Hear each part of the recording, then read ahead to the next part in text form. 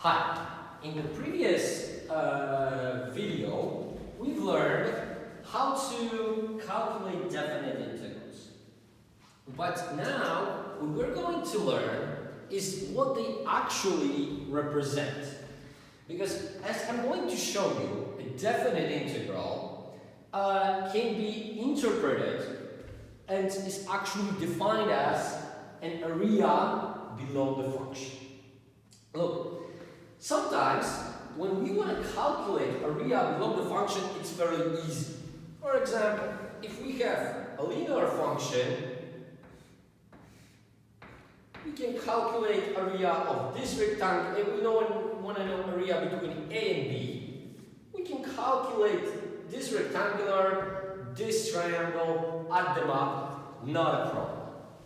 But what about the situation when the function is curved? Well, this brings a lot of issues. We cannot deal with this using the traditional tools of geometry that you were taught in high school. In cases like that, we are using integrals. But how to go about it? Okay, so let's start with an example.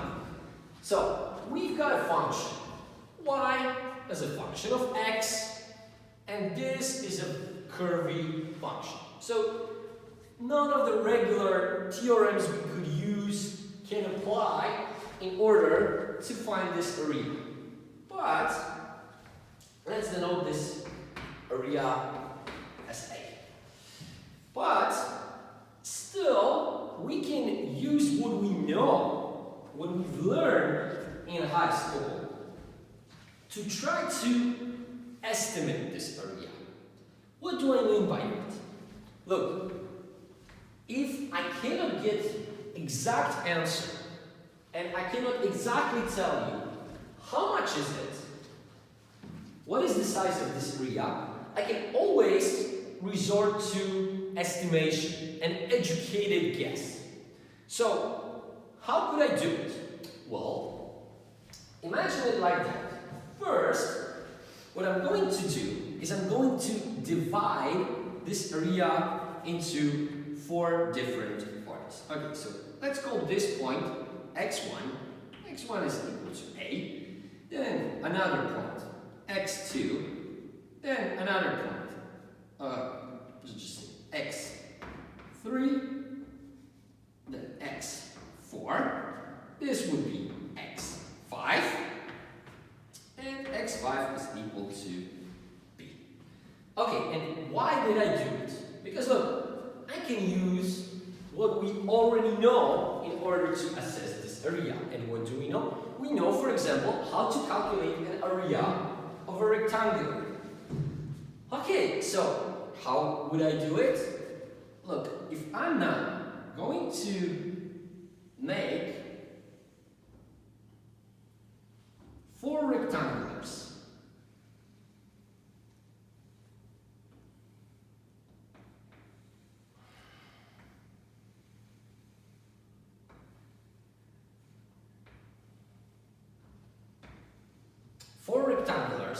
Like that, I can easily find what are their sizes, what are their areas. How would I do it? Look, distance between x1 and x2, let's call it delta x1. Over here, let's call this one delta x2.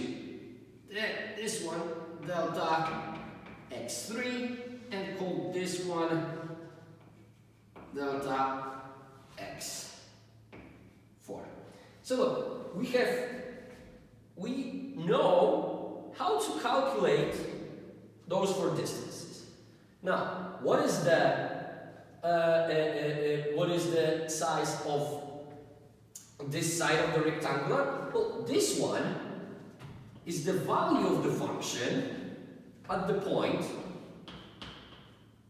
x1. This one is the value of the function at point x2. This one is the value of the function at point x3, and this one is the value of the function at point x4.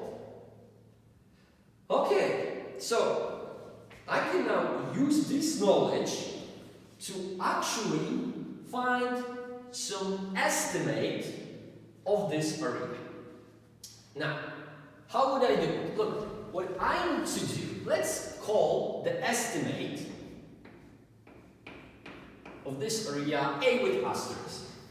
Okay? Now, how would I do it? Look, first, I would calculate the size of the first rectangle.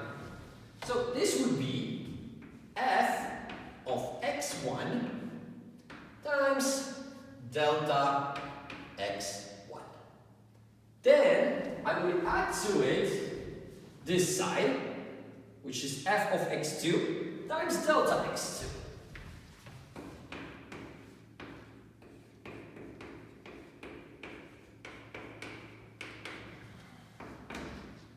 Okay, then I will have f of x3 times delta x3, and I hope you can guess that the next one will be simply f of x4 times delta x4. Right? So what have we done over here? Look, we have calculated the size, the sum of the sizes of all these four rectangulars. Okay, so before I'm gonna show you how it looks on the graph, let's think about it. How could we write it more compactly? Because look, this is very unpleasant to look at because it has so many components, and we already learned how to deal with sums, right?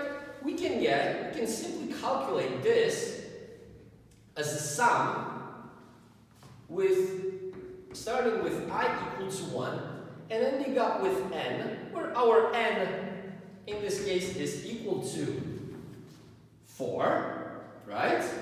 And then what do we have over here? We have f of x1, f of x2, f of x3, f of x4. So we would have f of xi times delta x1, delta x2, delta x3. Yeah, so we would have delta xi. So you see, this expression that you see over here is giving us some rough estimate on what should be the size of this area. But look, the true area we are looking for is this.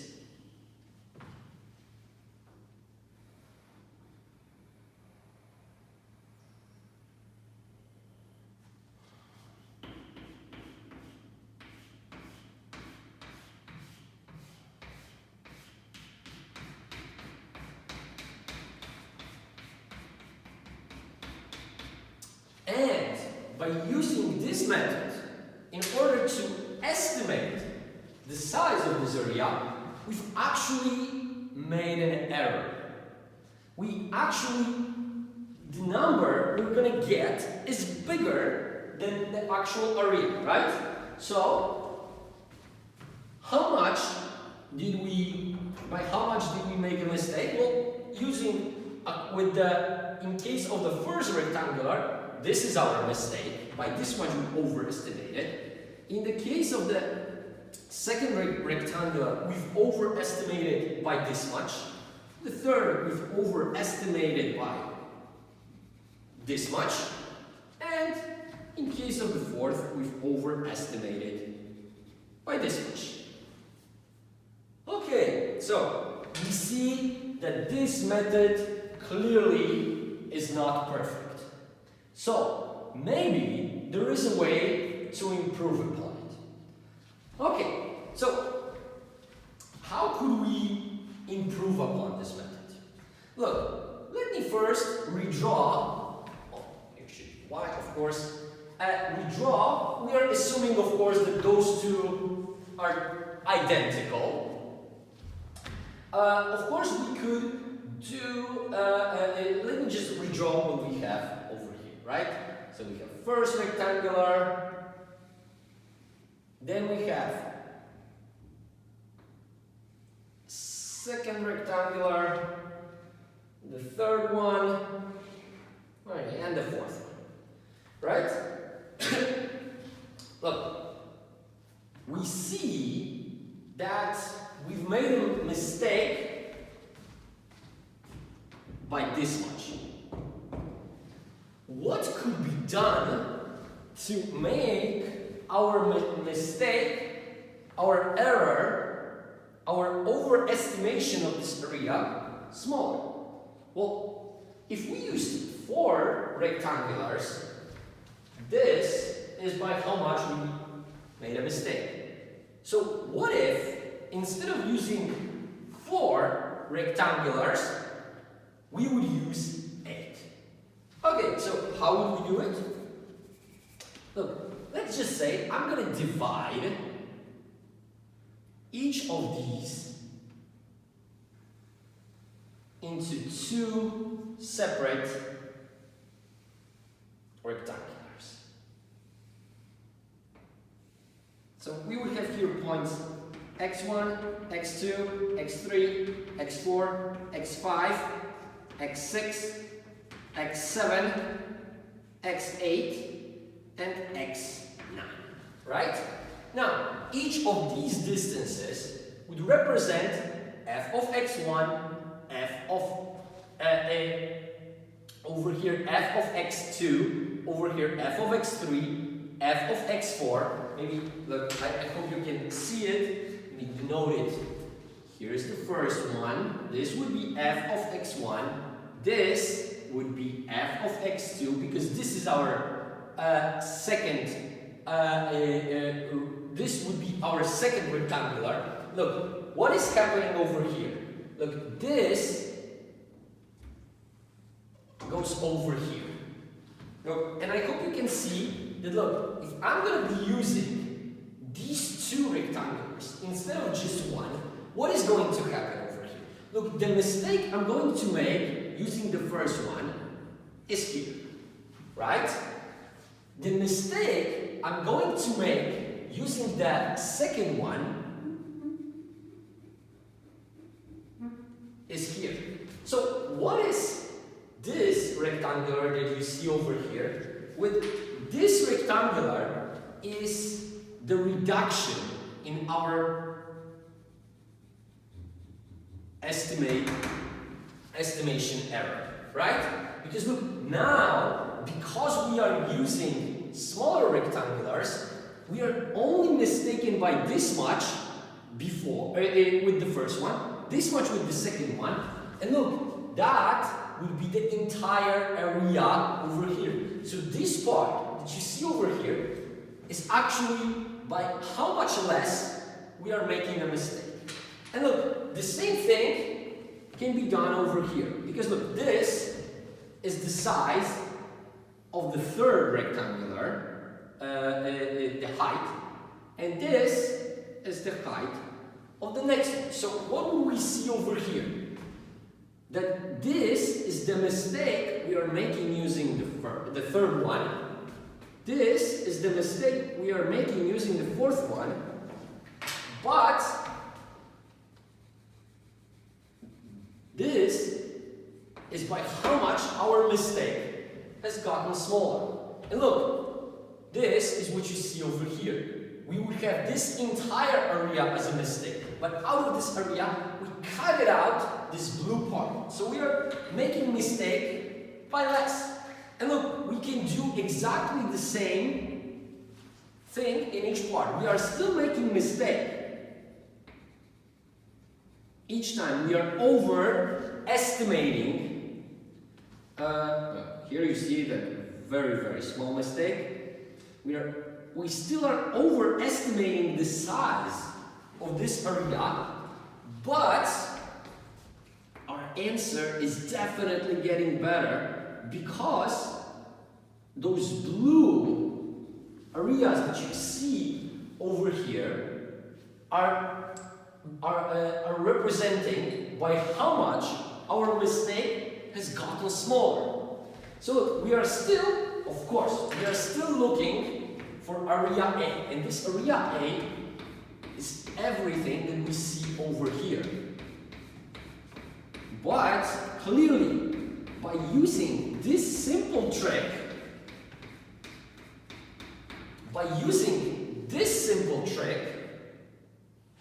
we have gotten closer to the answer. But look, as we move from this graph to this graph, so from this approach to this approach, we need to correct our formula. And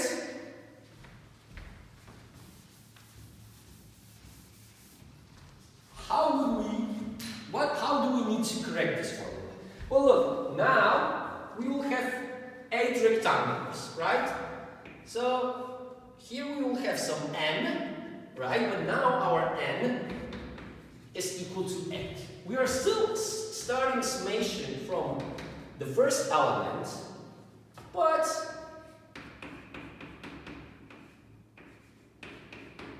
now we've got 8 elements.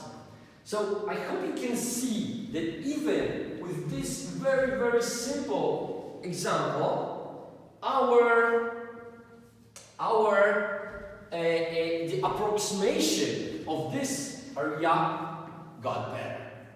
So look, if we would like to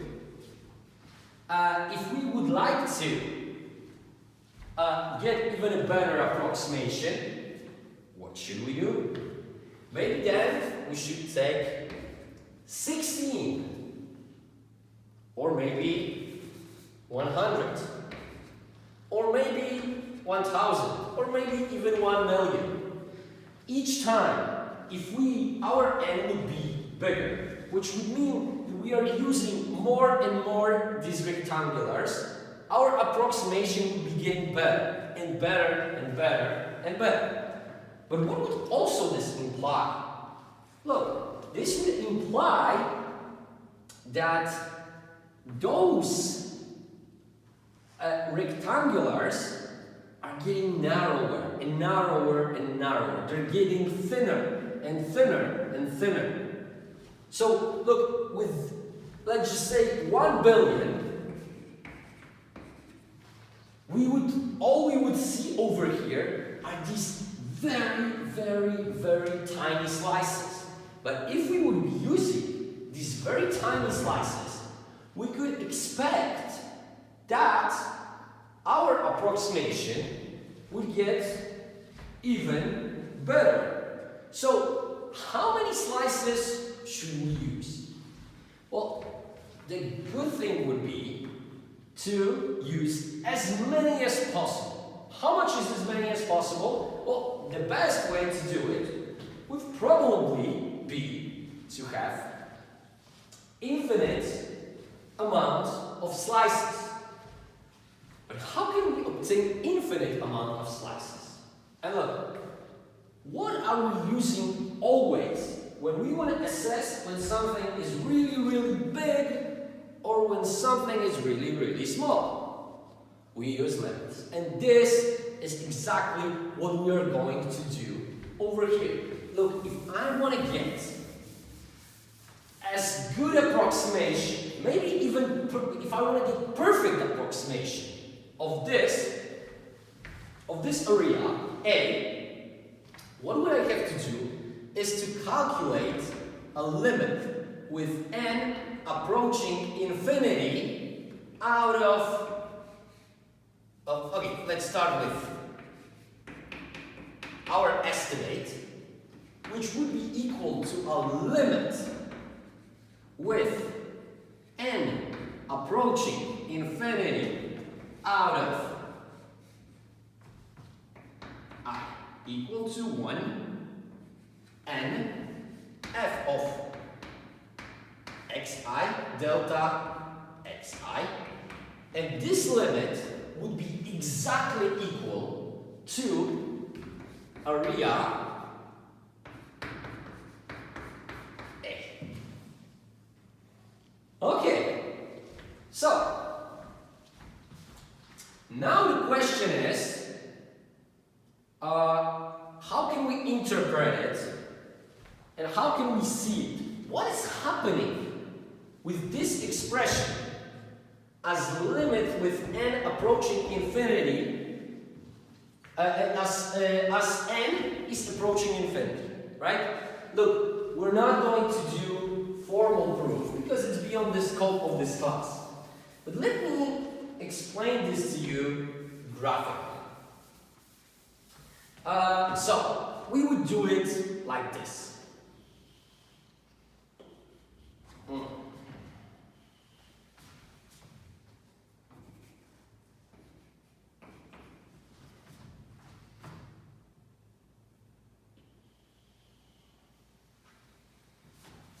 Okay, so let's just say that this is the, again, this is the area A. This is the area B. This is the area A. So it's between point A and point B. And how are we proceeding? Look, let's start with delta xi. Look, if I have infinite amount of rectangulars, what would be the size of the one rectangle? Let's just say that this is the first one.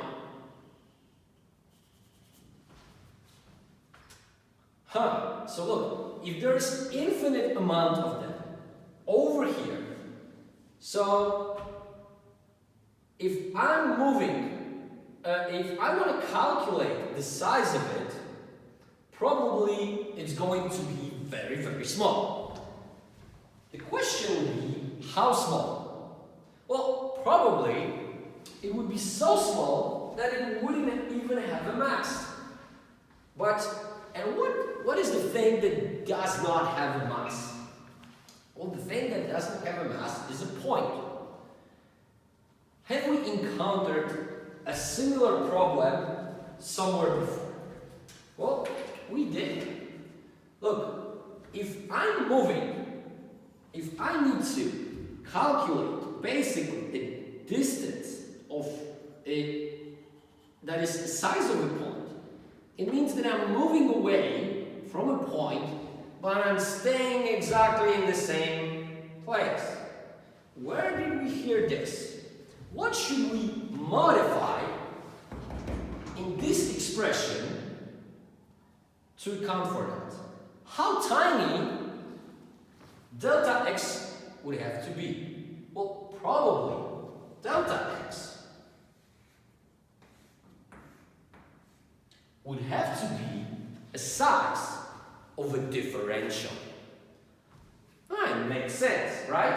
If we want to have a tiny slices, we need to have very, very tiny distances. And how do we call these tiny distances? We call them differentials. This is what we've got over here.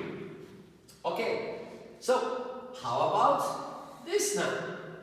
Look, now we are not only interested in each out of these 8 points, out of the 7 points, out of the 10 points, out of the million points, out of the billion points. We are interested in what is the value of the function at each point over here. So, if I want to know what is the size, what is the length, so what is the distance, value at each point, do I need index I? No. I just need f of x. It looks like we are getting somewhere. Now the question is, which values of the argument of x are interesting to us?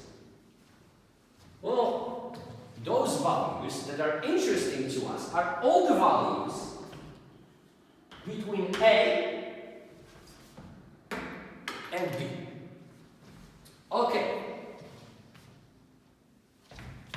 So, we would probably start somewhere at a, we would end up somewhere at b. and I hope you see where am I going with this. What is the only thing missing in this expression? It's integral sign. So as you see, if we calculate an integral from a to b, so in interval from a to b, definite integral, we will be able to find an area below this function. Okay, so how can we imagine? Look, it's like that. Imagine that this is infinite number of these tiny, tiny, infinitely small slices, and we're adding them all up together to one another.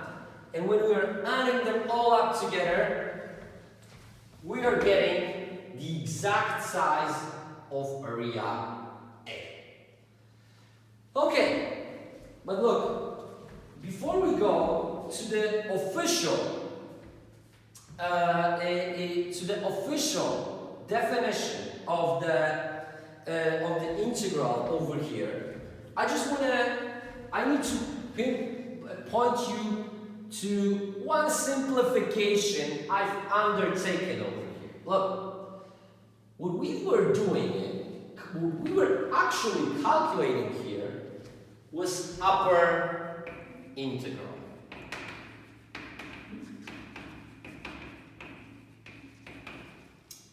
What is an upper integral? Well, upper integral is the integral in which we approximate the size from above. What do I mean? I mean that we are always like before we go to the case with n approaching infinity, we are always getting an outcome that is slightly bigger, at least slightly bigger than what is the true value. But this is not the only option. We could take not completely different, but slightly different approach to this issue. Look, let's say again that we are calculating area A. What could we do? Well, as before, we could start by devising 4 different rectangles. And let's just denote them by 4 points. x0, x1, x2, x3, and x4. Look, they don't need to be the same.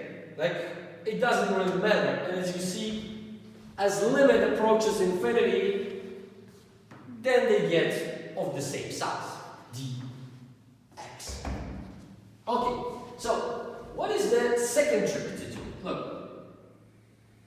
the second trick is that I could make the rectangular go inside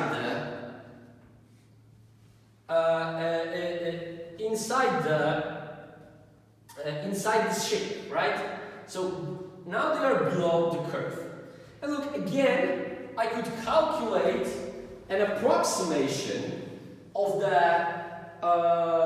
this area simply by taking here f of x1, f of x2, f of x3, and f of x4. Right?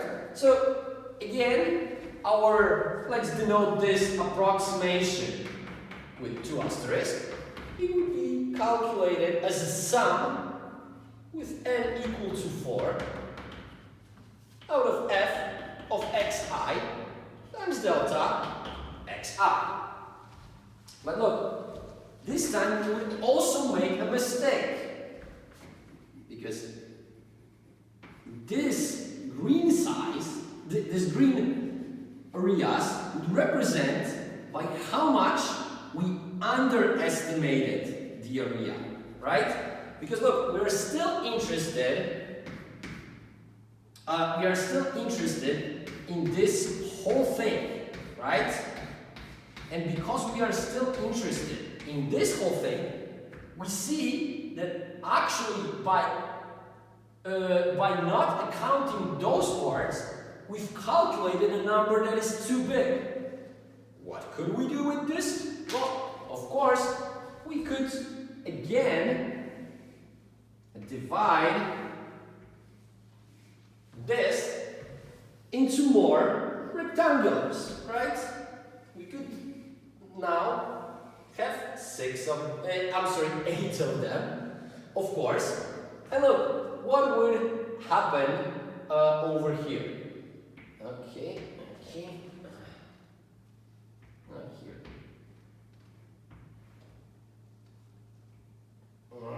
Well, I hope you will be able to see it, but before this entire area was our mistake. Now we are underestimating only by this, which means that this blue rectangular over here is by how much our approximation is better. Similarly, over here, our estimation improved by this much. And over here, this is our mistake, this is our mistake. And here we see that we actually improved our estimate by quite a lot. Then, finally, over here, we have mistake over here, but our estimate improved by this.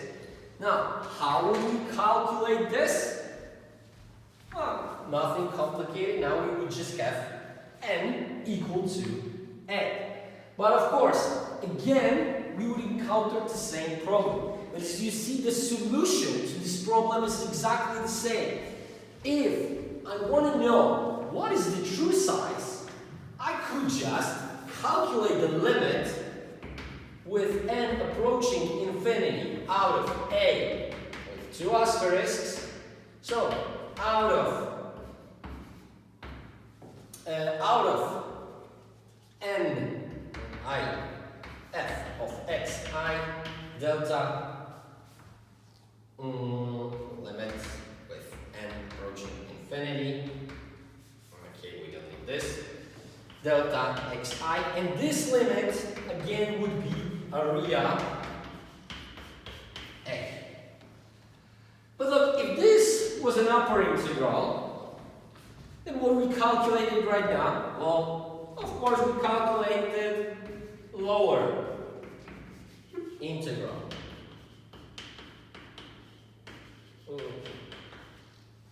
We've calculated lower integral here. And look, every time when we calculate lower integral, we've got underestimation. When we calculate upper integral, we've got overestimation. But as n is going for infinity, those mistakes are getting tinier and tinier and tinier, and eventually they are gone. So, now, will this work very similarly over here, and will we get this? Actually, yeah, we will. But official, according, to be true to the definition of integration, we should go about it like this. Look, if limit with n approaching infinity out of a with 1 asterisk is exactly equal to limit with n approaching infinity a with 2 asterisks. So, in other words, if upper integral is exactly equal to lower integral, then we say that indefinite integral from a to b f of x dx is equal to limit with n approaching infinity out of n I equal to 1 f of xi dxi, which is exactly equal to area A. And look, in this case, we say that Riemann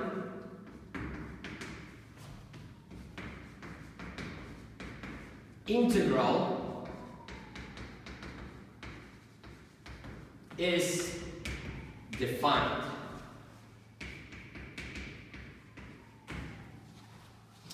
Or what means the same thing, that function f of x is Riemann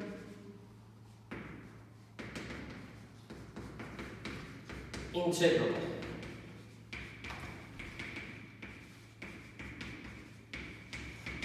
Okay. Now, this definition, of course, poses a little bit of an issue to us. What is this issue? So when can we actually calculate an integral of a function when this condition is met? And actually, as it turns out, this condition is met quite easily every time when we need it in this class. And so the last thing I wanted to show you, well, actually just deliver to you, is the integrability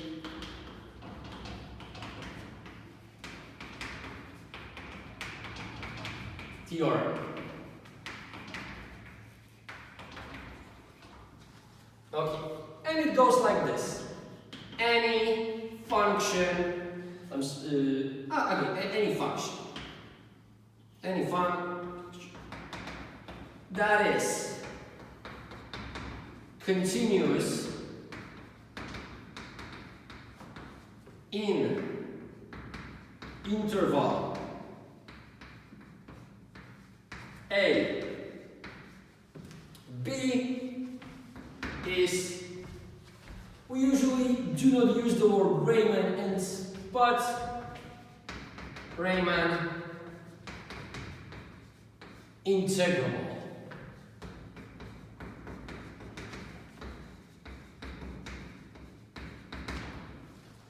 So, look, every time when we deal with continuous functions, I will show you the tricks how to deal with even with non-continuous functions, but continuous functions are the ones that interest us the most. Then we can calculate definite integral. Of course, with some restrictions, we're going to discuss a little bit later. Okay, so this is it about graphical interpretation of integrals. In the next video, we're gonna discuss some theorems associated with definite integrals. Okay, thank you for your attention.